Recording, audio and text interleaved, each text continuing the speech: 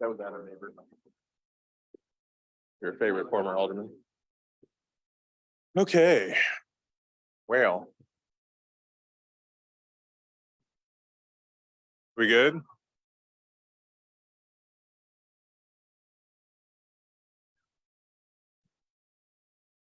Smithville Board of Aldermen meeting is now called to order. Please stand and join me in the Pledge of Allegiance.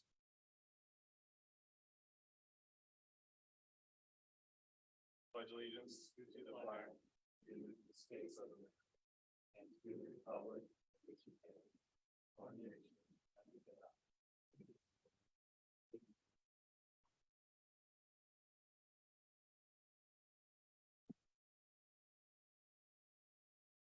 Next item on the agenda is the consent agenda. Alderman Yulidol. I'd like to make a motion to approve the consent agenda. Thank Alderman Atkins, you have your hand up next. Second. Thank you. Any discussion on the consent agenda? All those in favor of approving the consent agenda, say aye. Aye. All opposed, say no. Motion carries. Next item on the agenda is committee reports, Parks and Rec. Alderman Hartman, do you have anything to report? Sure, Mayor. Thank you. Parks and Rec Board met last week, 2 weeks ago. I can't remember, 2 weeks ago. And we were discussing just kind of an overview of some of the projects on how we're going to meet the next, I think during the summer months, that'll be published ahead of time. And in the upcoming event, the United the Oscars with the Smithfield Chamber and Legacy Board, which will be on February 23rd at White Iron Ridge. All right, thank you. While we're on committee reports, the next meeting, Alderman Russell, can you provide a report on how things are going with the Lake Fest / Founder's Day work? Yeah, Mayor, the At the next meeting, you have to provide it tonight. okay, thanks. So, yeah, we'll put it on the agenda next time. Next item on the agenda is City Administrator's report. Ms. Wagner, do you have anything to report? I do have some items I'd like to call to your attention from the report and actually ask for some feedback from the board. Included in the city administrator's report in the packet this week is an update from Gina on the wayfinding design and signage guideline update. As you'll recall at the work session last meeting, we looked for some direction from the board and got feedback from you all, have provided that as well as information from social media. We placed information out online and sought feedback. And I believe we had over 150 almost 150 responses to that information. And from that, the consultant kind of revised the information a bit, and included in your packet are a couple of options for the gateway and digital signage. And we are looking for feedback from you all. And Gina, did I clarify that? Is there anything else to add? Pick option 1 or option 2. Option 2. Anyone else want to weigh in? I like option 2, the vertical. The horizontal. It's the font. Well, It's yeah. the font on the two, Yeah. right? That's what we're going. The straight font. Yes, it's right. We don't want the arced font. We're looking more for the block font. We don't want to be Smallville. We don't want to be Smallville. Okay. Or Amityville. What was it? Rally House? Yeah, it was That very what you Rally need? House font. All right, thank you all. We'll provide that feedback to them. Then again, do just want to call your attention to a couple of other items. There will be some action coming before you over the coming months. We included in the budget and have been anticipating issuance of certificates of participation. That's bonds for certificates of participation or debt financing for utility projects. We are looking at that for construction of the 144th Street lift station. We do anticipate sale of those certificates this summer. So that's an ongoing process. The first thing that will come to you probably later this month, if not then at the first meeting in March, will be a resolution that allows us to be able to include in the proceeds for that any kind of back expenses for prior expenditures for design and engineering costs, right-of-way acquisition, those sort of things. So that's one thing that we've been working over the last several months with Piper Jaffray, our financial advisors, and working on that package. Then we will have a process that will provide you additional information as we move through that. We will go through a rating call to get a rating for the sale of those certificates. And then when we sell those certificates, we'll actually have approval that you all need to do there. And we'll have financial information at that point in time. And Piper Jaffray will provide that update. Just want to make sure you guys were aware of that coming. And then finally, we have an update here based on a number of conflicts, whether it's spring break, election, and travel. There are some meeting change dates in March, April, July, and August. Those are listed and they'll show up on the planning calendar as well. Mayor, I believe that's all that I have this evening. Thank you. And I know Stephen was anticipating that bond rating call last year when we were supposed to do that for the pump station, but we pushed that dead out a couple years. So hopefully you get to do that this year. Next item on the agenda is number 6, bill number 2973-23. Alderman Yulidol. Motion to approve bill number 2973-23, destruction of records, second reading. Thank you. Do I have a second? Second. Any discussion? Clerk, please call roll.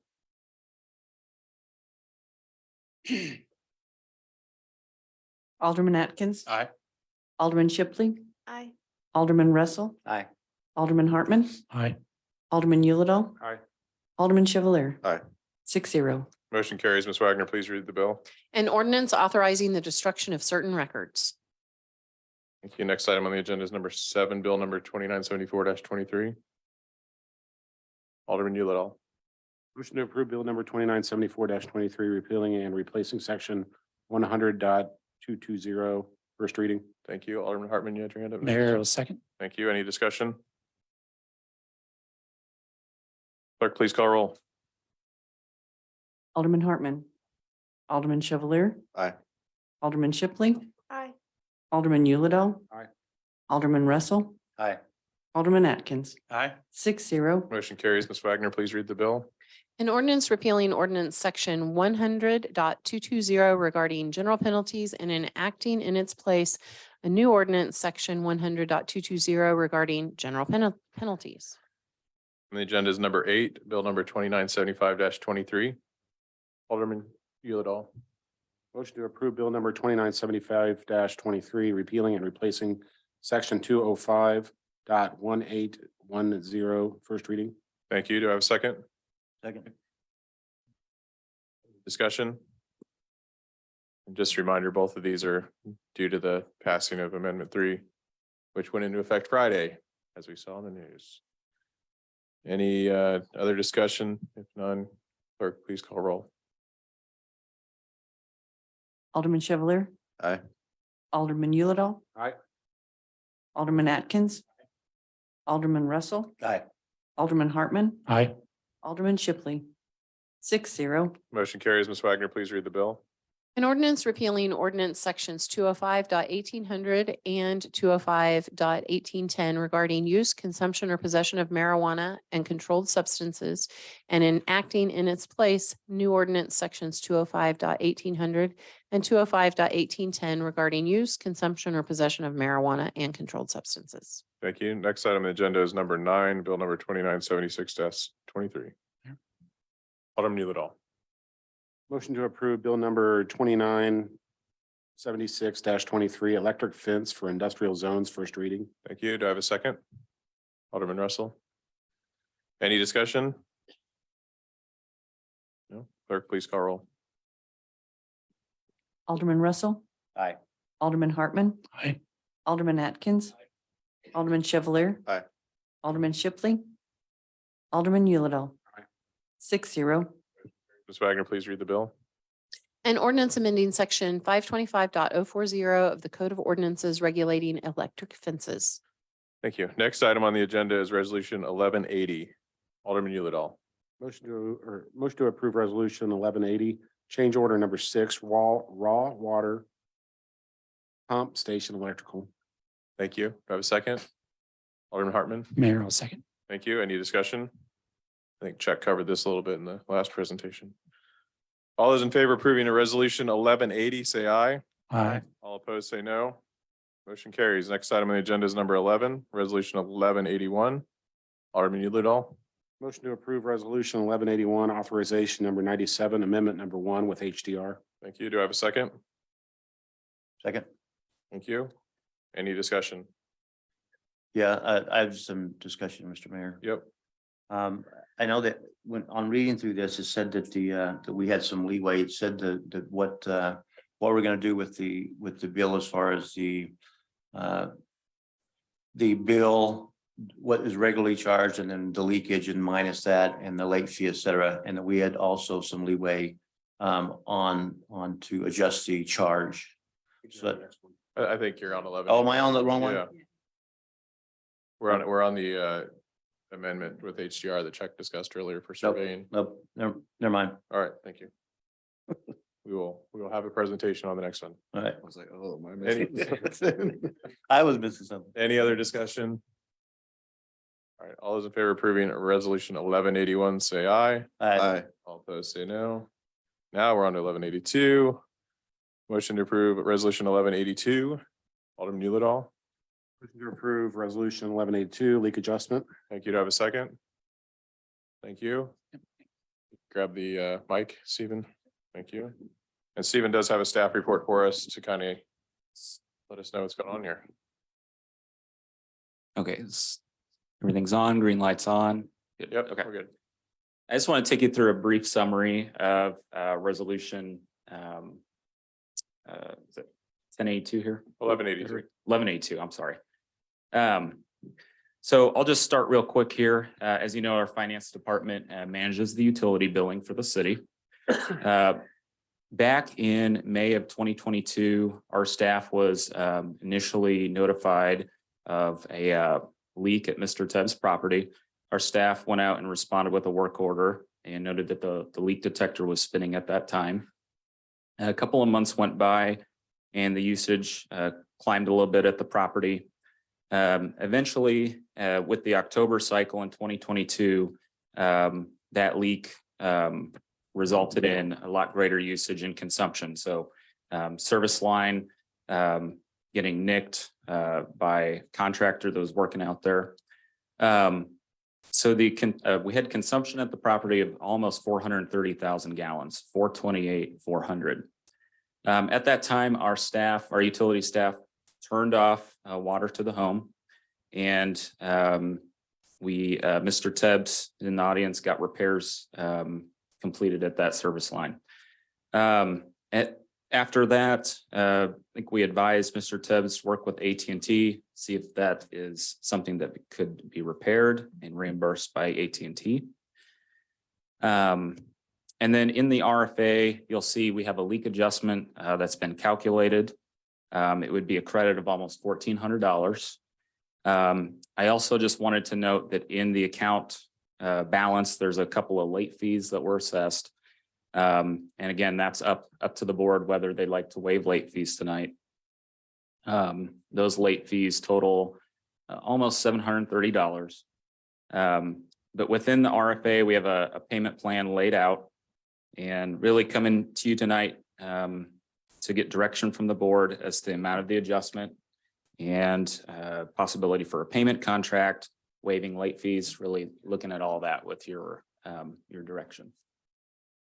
Yeah, and I remind the board, when this happened, a similar issue of this volume happened, we did waive late fees and set up a payment plan. That was about a year and a half ago. 19. Wow. Been that long ago? It's Okay. the summer of 2019.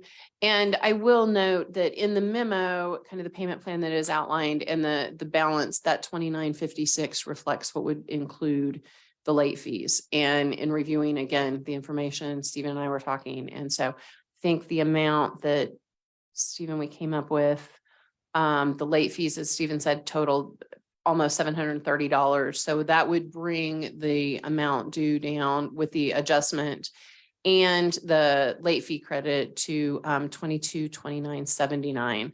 And so that is the amount that would still be owed. And so that we need direction from the board as to that amount or a different amount. And then the code outlines a timeline for payment plan, and we typically work with people trying to get those paid within 12 months, but we have extended those. And so we've provided that information as well. Everybody okay with waiving late fees or Well, I had a anybody have quick a counter to question that? about, I've read over this a couple times, but I've missed the point. Was it determined that AT&T was at fault at all in this?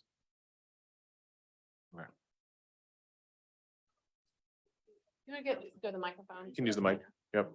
I've kind of lost my voice. I got a little sick last week, but AT&T, they did work out by the front. And so we are just like, oh, what if that happened? But it was actually a leak in our barn that we never go down to anymore. And so that's about 200, 300 feet away from the road. Thank you. Just clarification, thank you. Yes, I agree that we should waive late fees. Yeah, I agree as well, Mayor. And I know normally, Cynthia, you said that we don't extend out further than 12-month payment plan. Is that correct? Correct. I We believe have that's on the correct. Yeah. bigger, we've offered it on the bigger. Well, one. yeah, But we've I would offered just it on like the to- bigger. I'd And so like that's to- why we outline that. And so that's where I think that makes perfect sense. No, I agree. I agree also with the waiving late fee, but I have a question. Stephen, where did we get the actual use versus leak? Yeah, so we say, here's the amount of water that was used versus amount of water leaked. So, well, with the leak adjustments, we look at the average usage. And then we double that as a part of the adjusted bill, and that part gets charged with the normal rate, which was $8.33 back in October. And then everything over that amount is on the adjusted bill is charged with the wholesale rate. If that's what you're asking about with Yes. the leak adjustment. Okay, thank you. Okay, so Stephen, you'll get me the number adjusted with the leak adjustment or with the late fees removed so we can fill this in. Anything else? Does staff need anything else other than what we've already discussed? We still need a vote on this? We do. Yeah, need to Okay. vote We'll on need it. to vote. We And can- then I think that the thing that we want to make sure that we ensure, because I believe Mr. Tubbs was wanting to see that amount reduced. The amount, that 2,200 still beyond that. And then to help us understand a length of time for payment option that you all might be interested in looking at. What's the max that you think would be acceptable? for I'm that? not sure. Like the Angie. length of time? It's up to, Oh, a length of time? Yeah. I I think we did 18 months last time. think we did 18 months the last time and it was a similar bill. We pulled it up actually today and I think it was just over 2,000. So it was right in the same, similar amount. And we did it for, was it 18 months? Stephen? Was it 14? It was 14 because there was a certain amount that she had to be able to pay that and it calculated out to 14 months. That's correct. So minus the late fees, which is where we're at right now, Mhm. and additional reduction, correct? Can we hear the reasoning for the additional reduction, please?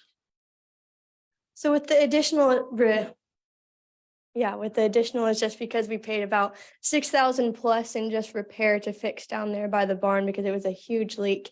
And I would just like to give a definition of service. It's like you give work for something that's given back, right? And so we had no gain from this. We got no service done by this because it passed through, but we gained nothing from that. And a lot of times with a credit card, right? If you're charged something and no service was done, a lot of times that gets refunded back in that full amount. So that's why we're really just trying to have this done since we paid so much money in the repairs of it.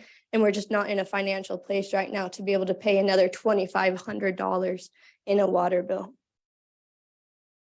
On page 5, resolution approving water wastewater leak adjustment request. What's this 1,398?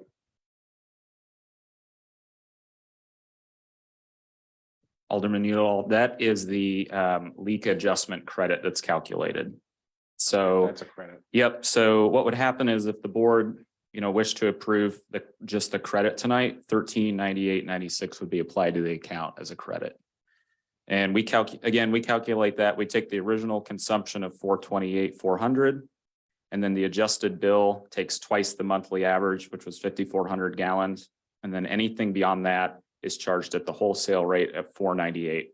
Those rates were effective back in October of 2022. So with removing the late fees, we're making an adjustment of over $2,100 already, correct? That'd be correct. You'd have a credit of $13.98 plus a late fee removal of $726.79. That's a substantial credit. We have at least what's the number owed After that, after all? those? After taking off the late fees. Non-official numbers, yes. So I had, hold on. so it's around 2,000. Yeah, 2,229.79. So if you looked at that, with a 12-month month payment plan, that would be 185.81 a month. That's the 24. 24 would be 92.91.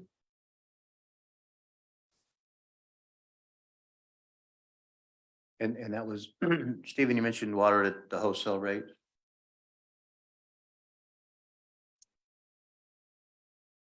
Yes, so the wholesale rate, again, with the leak adjustment, just the wholesale rate, when you adjust a bill with a leak adjustment, anything beyond twice the monthly average, that water is charged at the wholesale rate. So when you're on your leak calculation sheet, you take your original, we're looking at the gallons used at the standard rate of 833, which was the effective rate in October 2022. The adjusted bill is twice the monthly average. Monthly average was 5,400 gallons. So twice that is 10,800. That's charged at 833 per thousand. And then anything beyond that is charged at the wholesale rate. That creates your adjusted bill. And then that allows for a credit of $1,400. And that's in that leak adjustment. So, and just so we have the That's what the timeline wholesale straight, rate is. when did they first notice the leak, Stephen? So need you. When did we first notice the leak and notify them?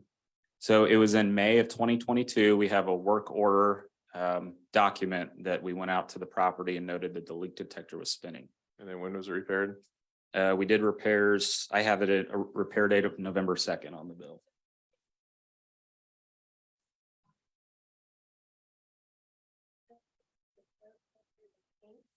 And then he just couldn't figure out what was going on. So he changed the things because he thought it was in the house.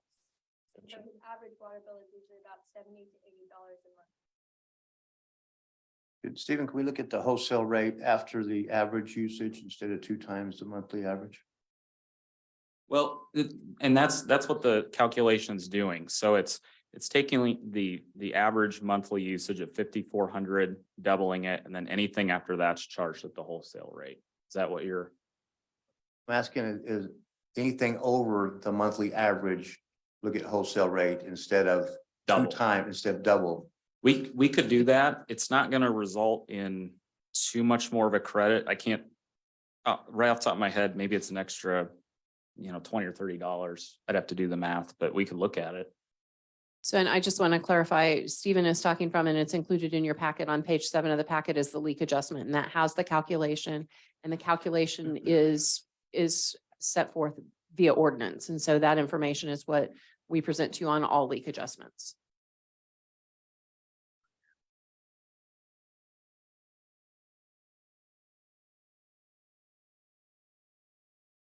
So when, we notified them in May, when was the huge, I guess I'm seeing like an extra 72,000 gallons once, 9,900 the next, and then it jumped to 428,000.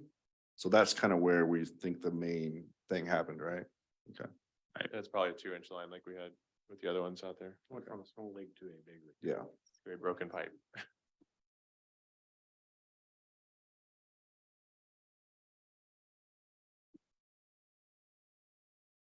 I'd be in favor of maybe trying to come at a better number. I just want to be very careful, to set precedent on something like this, because if we do this now, Windfall. when does it stop and at what point, right? I agree too. We can come down a little bit. It sounds like if we do the 24-month payment plan, it'll double their bill for the next 2 years. on average. On average. Um,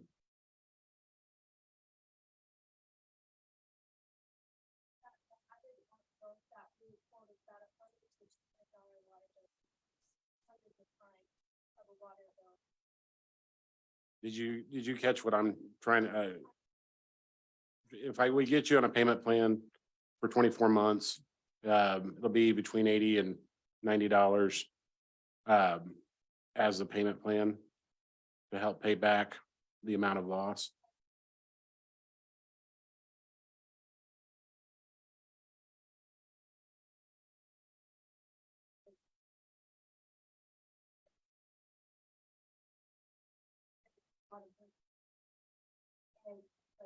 He saves the water, like he takes the bath and then he uses that to water the plant. Like that's how much the plant saves water because he knows how important.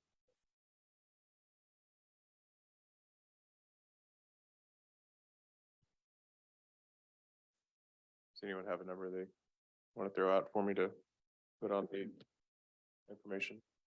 Well, I think that doubling the bill for, if I understood it right, for 24 months with the other increases we had, I think that's steep for anybody right now. I think that if they didn't cause the leak, if it wasn't self-inflicted.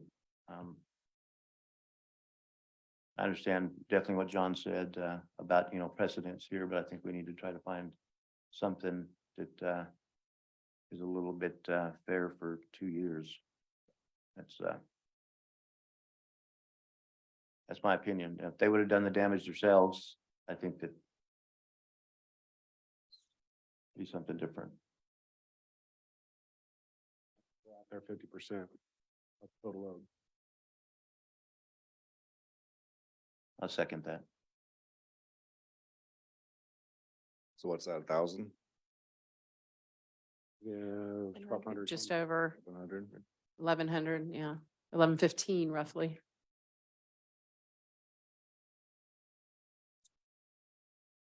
Is that what you're are proposing to look at as half of the remaining owed after late fees and late credit? Yeah. Just so I clarify. 1,114,895, so it's close to 111 or 100, 1,115. And then if that over 24 months would be 46.45 a month. Everybody up here okay with that? I'm okay with that. Okay as well, Mayor. All those in favor of approving resolution 1182 with the adjustments we've made, say aye. Aye. All opposed, say no. Motion carries. Stephen, we'll fill this out when you get done. Yeah. I'll take care. Thank you. Next item on the agenda is number 13, resolution 1183.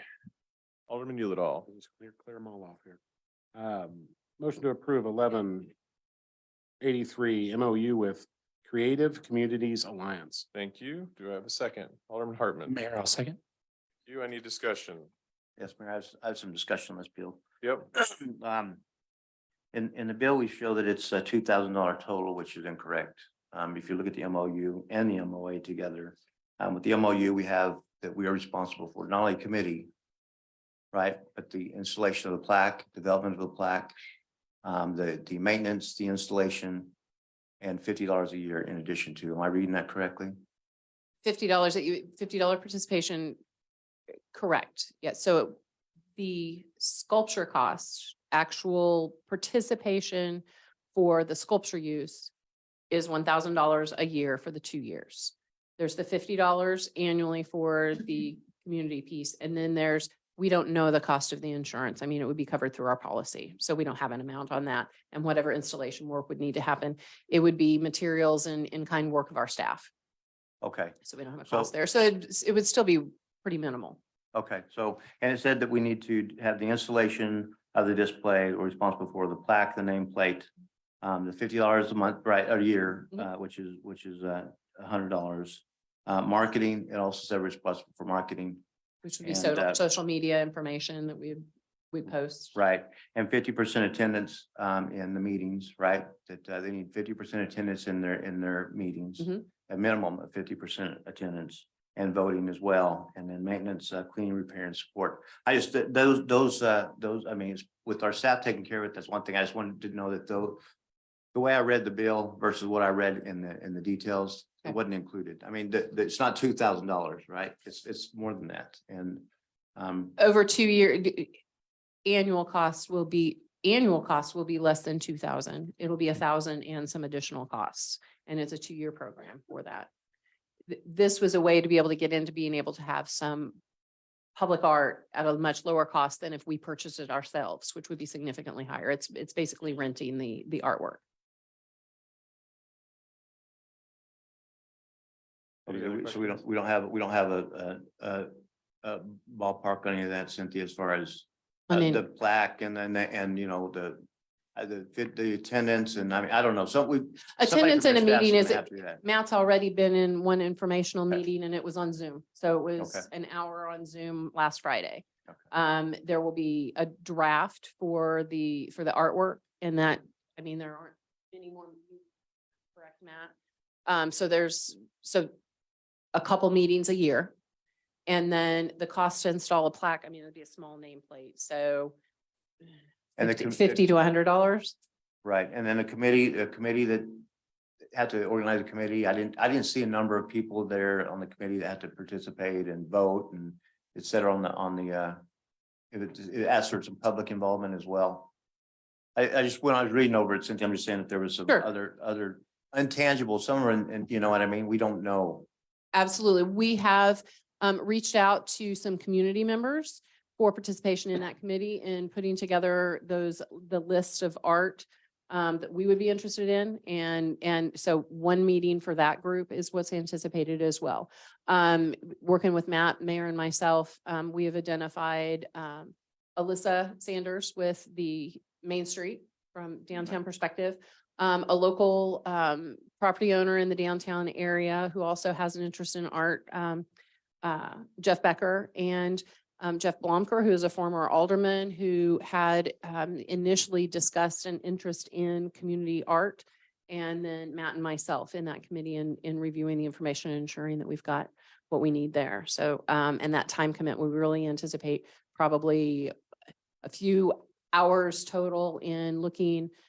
Matt's providing the information to the committee to look through the art, get feedback, come up with prioritization for that draft process. Is just like the NFL draft. All the communities are participating, have their list, and a number gets drawn, somebody gets to pick, and then you go down the list for installation here. So, so for, you know, I think $1,500 a year, Matt, would be probably more than what we would spend to be able to have that art in place. Okay, and also said a 4x4 slab. And what I didn't catch on the installation piece is if it needed electricity or anything else to that for any reason. I don't know if it did or not. No, And I don't think there are any of the artwork that have, there's one that's illuminated, but it has solar lighting okay. on it. So, yeah. it's And dark. most of them also provide information on maintenance costs, because there might be some that are certain materials that need some maintenance, and that would be one of the things that the committee would review in determining if that's something we wanted to look at. But most of them, I think 90% were no maintenance. Oh, okay. And how time sensitive is this as far as us approving this bill? It would be nice to be able to have approval tonight. We could improve it the next meeting. The draft for this year is actually scheduled for February 28th. So we've got the information and the committee can be meeting as soon as we've got this information. Yeah, we do have the art installation area as part of streetscape, so the slab Correct. is covered. Correct. And to make sure we don't go over budget, I'll take care of the plaque. So Matt, I'll get you a check when you find out how much that's gonna cost. Any other discussion? Nice. All those in favor of approving resolution 1183, say aye. Aye. All opposed, say no. Motion carries. Next item on the agenda is public comment.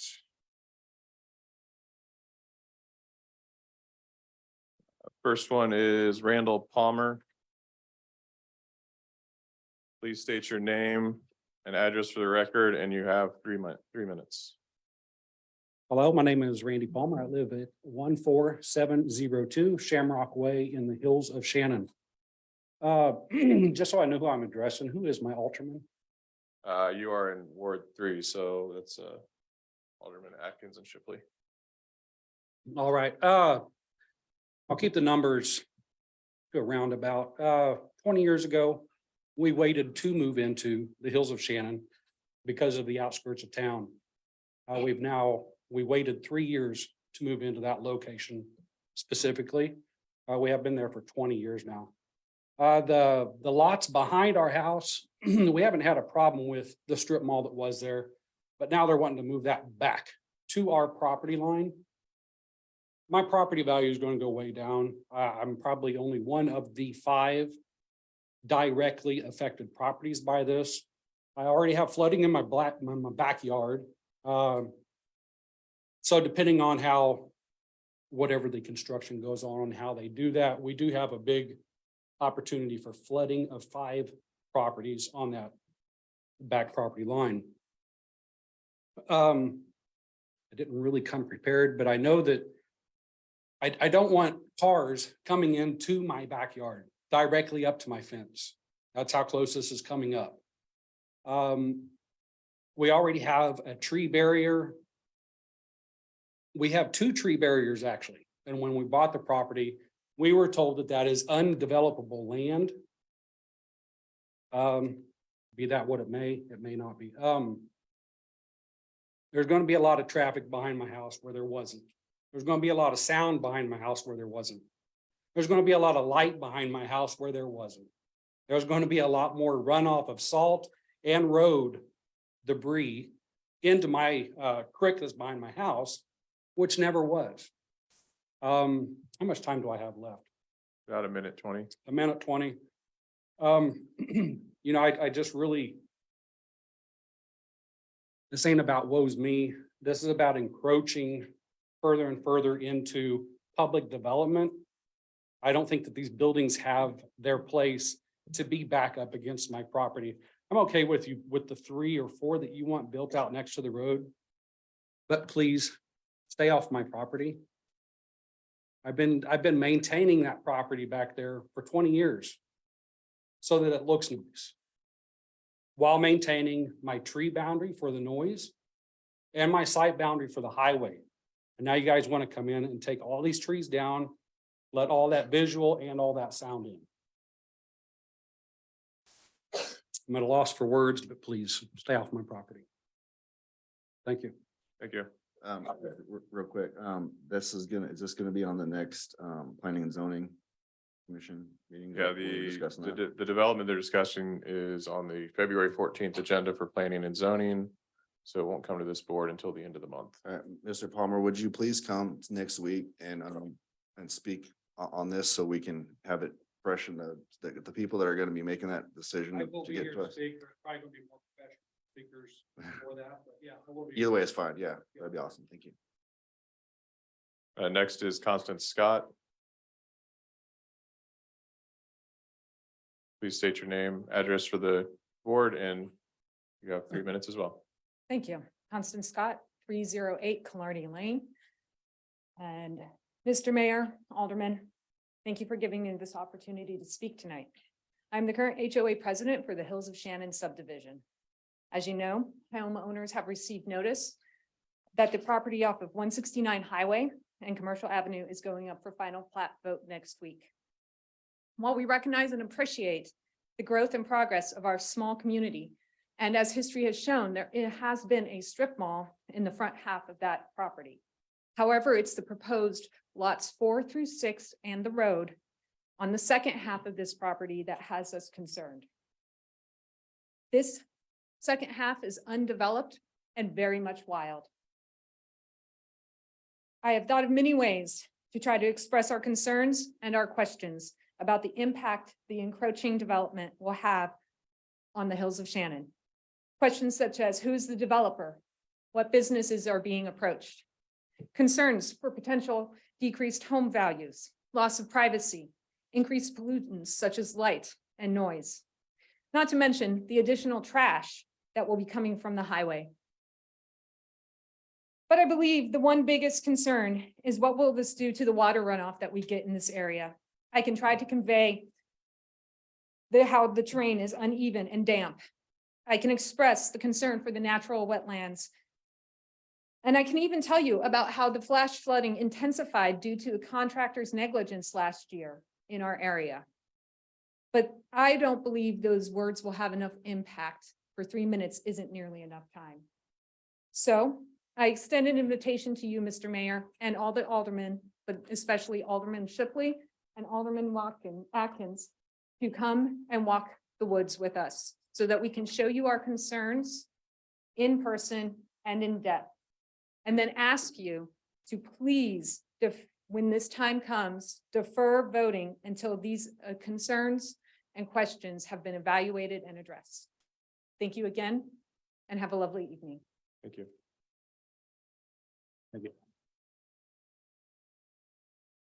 Next is Sergeant Johnson and Andrew together. You know the drill.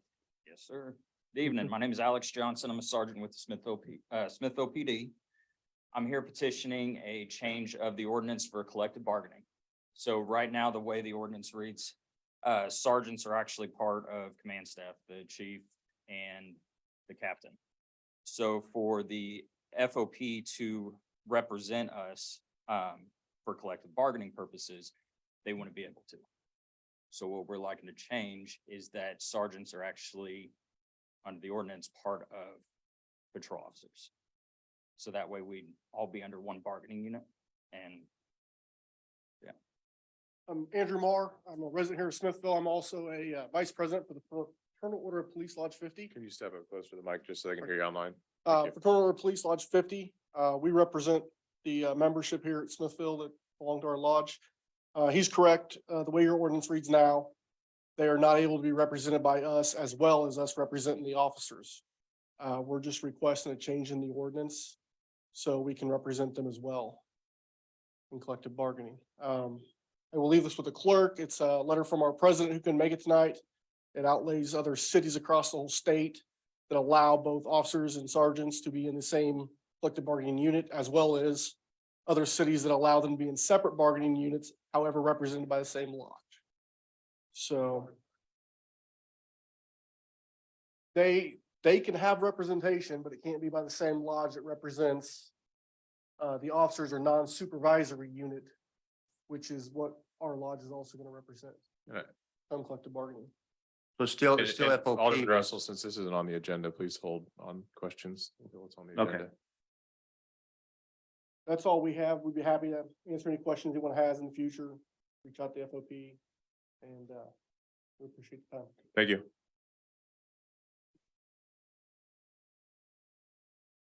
Christine Bunch. Linda, any other cards coming? Hello, Christine Bunch, 18608 Primrose Street. Tall Oaks Apartments LLC, Jefferson Apartments LLC, JRL Properties LLC, Goodwill Smithville LLC, Star Development, Kansas City Property and Investments LLC, LMW Investments LLC, High Tide Properties LLC, Portside Tie Investments, and Legacy Bank and Trust Company, just to name a few businesses that I have found in Smithville. What do some or all of these businesses have in common? Some or all of them may or may not hold a City of Smithville business license, and they may or may not be conducting business in Smithville. However, some of them are currently. I verified a few that do not hold an occupational business license in Smithville. Furthermore, it appears that possibly over 100 different businesses registered with the Missouri Secretary of State are currently operating in Smithville without a business license. This is missed revenue the City of Smithville could be collecting. I propose all businesses registered with the Missouri Secretary of State financially benefiting in Smithville need to apply for an occupational business license. Please consider this potential revenue the city could receive. Next item on the agenda is new business. Ms. Wagner, do you have some comments for new business? Actually, I do, and I may be preempting.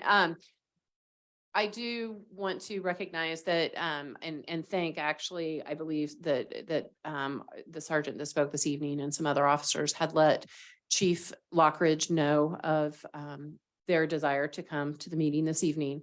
And based on that information, and I don't know, Alderman Russell, none of our police are represented at this point in time. And there is a process, the ordinance for collective bargaining outlines that process. As we had information from members of the department, Chief and I have actually had conversations with John Reddick, our city attorney. And we are in the process, and in the next meeting, we'll have a agreement for you all for representation by a labor attorney to assist us in that process. I would recommend, I know there may be some interest in pursuing the information on the ordinance. We're trying to make sure that we do that in the best way possible to address all needs in the community. And in working with our attorney, we've had a number of discussions on that. I appreciate the information we're getting from the FOP this evening that can help us understand that issue as well. So I don't know if there are some of you who are going to have some questions on that. We'd like to continue reviewing that. Chief Gina and I have a meeting upcoming with an attorney if we were able to bring the agreement forward to all for that, so that we could continue to explore those changes to the ordinance. Yeah, that's what I was gonna ask. Let's make sure we figure out what Okay. we need to do. And then, I guess chief or whomever, if we can get, if there's other things out there that they may need as well, that we're not hearing about, let's make sure we try to get those captured as well. I mean, we can just kind of have a discussion, a really good discussion on the department and what their needs are. Any other new business? Do I need to say anything about changing the line or anything like that now? Changing the ordinance, as I had indicated, we are reviewing that right now. So we are already working on that, and we'll bring something forward to the board. All right, I have some new business, Mr. Mayor. It concerns the information about the drinking water that came out to public notice. And I think that, first of all, thanks the staff for getting that out. The question that several people have brought to me is the timeline from the time when it was noticed and the turbidity testing was done manually to the time that notice was put out. Specifically pertaining to the piece that said there's nothing you should do unless you have a compromised health issue. And then you need to do in infant or elderly. Right, and there was a time gap in there that was I think a long time for that to until this notice went out. Even though the drinking water was safe, except for those that are identified in here.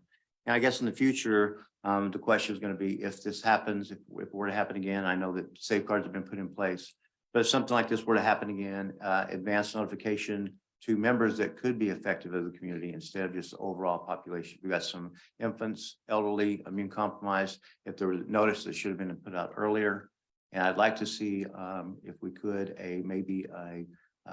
put this to a committee as far as identifying any critical infrastructure that we have here and make sure we have a backup plan. I know here the backup plan was to monitor the turbidity, but as far as making sure that we had possibly the parts that we needed on hand. So this wouldn't have been drug out that longer. I think it's a something that needs to be probably brought up to at a committee level instead of discussion here. So I recommend Mr. Mayor, I'm not sure where you think that we should put this or if we should develop a separate committee, but my thoughts are that we need this looked at a little bit more in depth than it has been. I think it's something the Board of Aldermen can continue to manage. I don't think we need a separate committee just on water. Okay. We don't need a water board. And Yeah. if I may, It's, figure out what our critical pieces are that like, hey, we can't go without this part. So absolutely. And if I may, we did not, and Chuck, correct me if I'm wrong on this. The timeline of events, the notification went out as a result of notification to our department from the Department of Natural Resources Within a About, couple weeks. within, we got that communication on like a Tuesday and the mailers went out on a Friday. It may have been more like a week and a half, but Yeah. we did not get that information until mid to late January and we put the information together. You're talking about is the turbidity issue was in October and That's right. yeah, when we got notice, we sent it right out. Yeah, DNR didn't notify us until right before the letters went out. We don't have a DNR representative sitting at our water plant all the time. And that's who. But I provided think to the notice. point is, Yeah. we knew we had to do the manual testing, so maybe we can work on communications of when we have to do that for people to be aware. Yep. It is not in we were testing the water in Yeah, it in just wasn't a unsafe. different way. It was not If- unsafe. If we ever thought that there was compromise to the public health and safety, we would immediately notify the public. Similar to a water main break when we have a boil order. Right. It goes out to You everyone. know, and that happens. I mean, and we get called all the time. Do we need boil water? We flush that. If we thought there was ever an issue with that, we would have notified people immediately. The staff took the step. They were monitoring the turbidity. It's just a requirement that the NR has on, you know, how many, you have to have continuous monitoring. We could argue with DNR that we don't run our plant continuously. We shut it down at that night. Yep. And so we don't have continuous monitoring anyway. We start it back up in the morning and we start that monitoring. So we've had those discussions. Unfortunately, it's just the way they interpret the regulations. We didn't ever think people's health was jeopardized, or we would have immediately let people know. You know, that's a given.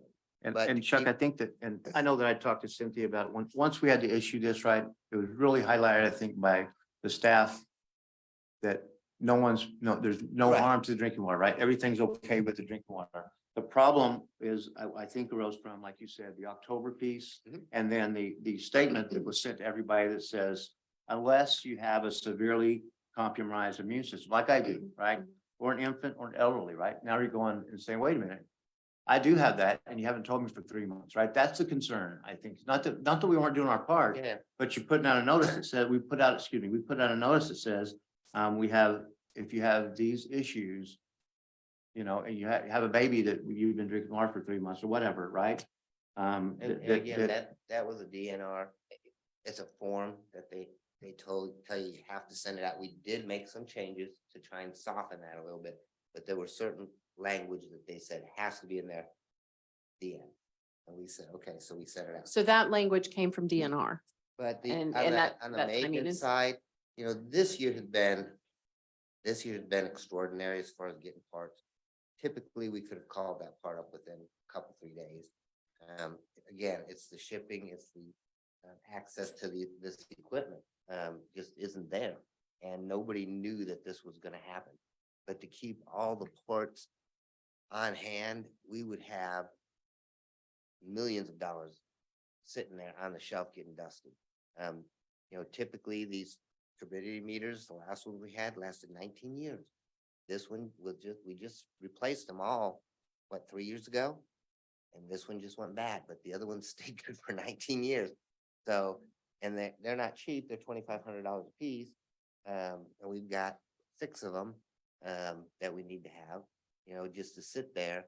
And by the time we get ready to replace them, the old technology is old. I mean, they have new technology now. So, you know, and we're working on that. I mean, we're trying to think about more of those things. The meter setters is another one. Who would have thought we'd have run out of meter setters? We've always had plenty. And then it just happened that we didn't run out. People just kept using them normally, but we couldn't get any back. So it's just that delivery issue was an issue, but we are looking at that. That's part of what we're doing with the improvements to the water treatment plant. We're trying to take a look at some of those things that our filters haven't been cleaned in 20 years. We clean them every day, but the media hasn't been replaced. It needs to be replaced. So we're trying to catch up with some of that stuff. So we'll keep that in mind. I know you guys have done a great job, but I think going back to what John said, it'd just be nice to identify critical, you know, pieces that we. Yep. we need to- Absolutely. If we can't have like we can't have $1 million of stuff sitting around and then Right. get obsolete, Right. right? But I Right. think identify And something. that's the balance. And this helps us to work through, okay, what are the key components here that may break down? What are the things that we can do? And we can have that bench talk. But what is the value and the benefit between that life cycle and the obsolescence? So staff has had several meetings on this already too, and looking at that. And we have, and I think we talked about this Yeah, we got, when the information went out, and we do have a piece now for the turbidity meter. for the and- turbidity meter. And next week it could be some It could other. be a different critical piece. part. We would have never thought of it. So, you know, we've got valves downstairs. You know how long it took to get that one fitting, that 18 to 24 or 12 to 24 reducer. We've got valve downstairs that are 24 inches. And if one of those seized up, we have others, but if we had to replace it, just to have those valves sitting around, that's $20,000 for that valve. And you just can't have enough to rebuild the whole plant. So, I mean, the water plant, wastewater plant, I mean, we're looking at all that stuff. We try to think of those things that could cause us issues. We've got 40-some pump stations. We don't have additional pumps every time one goes down. They're just not sitting there. We hope that we can get them. That's why I come to you all the time with another emergency purchase. We got another pump down. And we're looking at, just FYI, we do have one that we are trying to figure out what's wrong with it right now at the wastewater plant. So, we're taking a look at that. So, Well, it's a good thing we got packs and porters to get you parts every once in a while. I know. Get through it, so. So we'll keep that in mind though. Yeah. All right, and we'll review that when we do our budget review as well on how much we're gonna spend on the water plant this year. Any other new business? With that, I'll entertain a motion to adjourn. Motion to adjourn. Alderman Hartman, you second? I'll second, Mayor. All those in favor of adjourning, say aye. Aye. All opposed, say no. Motion carries, stand adjourned.